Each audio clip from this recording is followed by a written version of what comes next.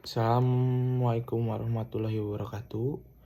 Saya Muhammad Rizky Satria, NPM 23.200 dari kelas E.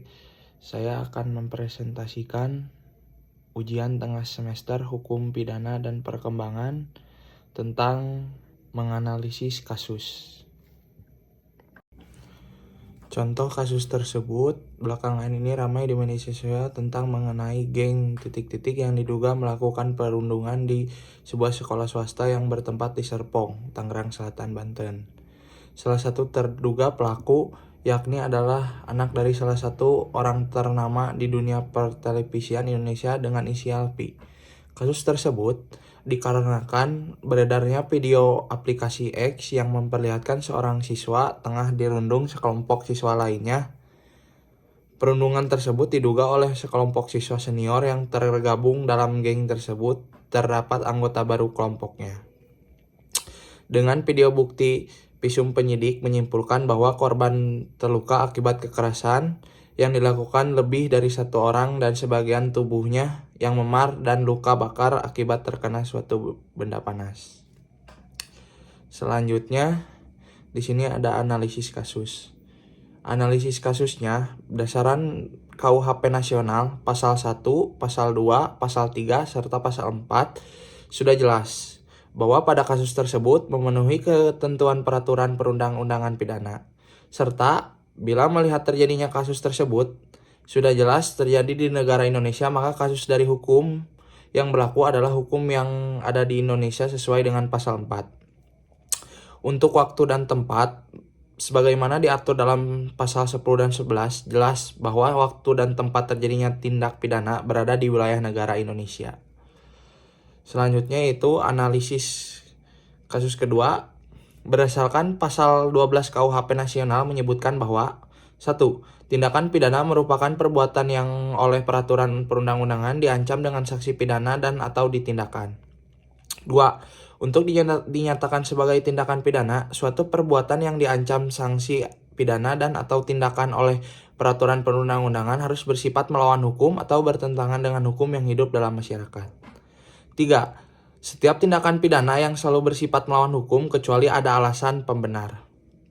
Bila kita lihat pasal 12 di atas, saya menyimpulkan bahwa yang disebut tindakan pidana adalah hal yang dilarang dan diancam dengan sanksi pidana, serta untuk bisa dinyatakan sebagai tindakan pidana harus perbuatan yang diancam sanksi dan pidana atau disebut juga tindakan yang bersifat melawan hukum atau bertentangan dengan hukum yang hidup dalam masyarakat atau sebutannya hukum adat yang dimana hukum tersebut tidak tertulis. Untuk contohnya yaitu hukum yang ada di kota Aceh.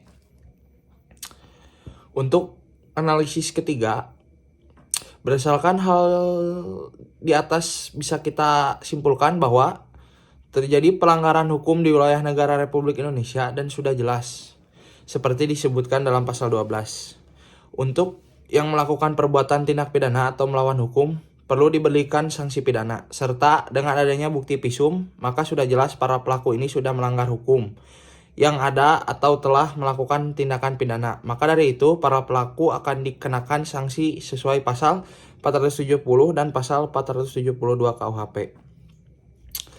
Pasal 470 KUHP menyebutkan bahwa setiap orang melakukan penganiayaan tindakan dipidana dengan pidana penjara paling lama 2 tahun 6 bulan atau pidana denda paling banyak kategori 3.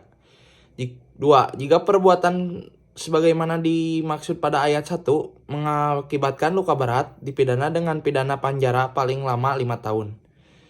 3. Jika perbuatan sebagaimana dimaksud pada ayat 1 mengakibatkan matinya orang, dipidana dengan pidana penjara paling lama 7 tahun.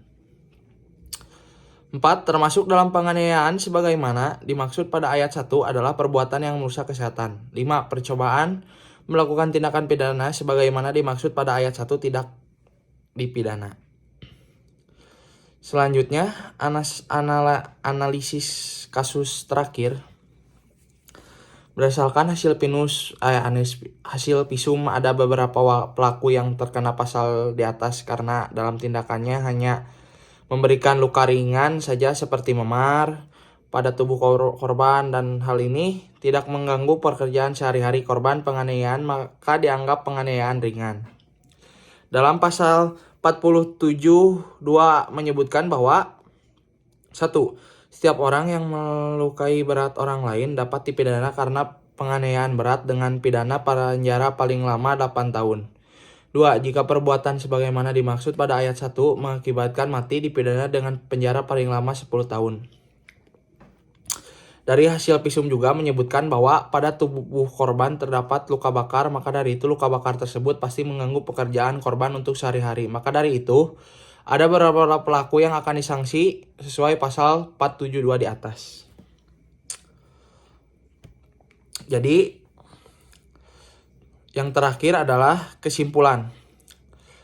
Kesimpulan dari pembahasan di atas, saya menyimpulkan bahwa pasal yang diberlakukan ada 2, karena para pelaku ada yang melakukan penganiayaan ringan dan ada juga yang melakukan penganiayaan berat.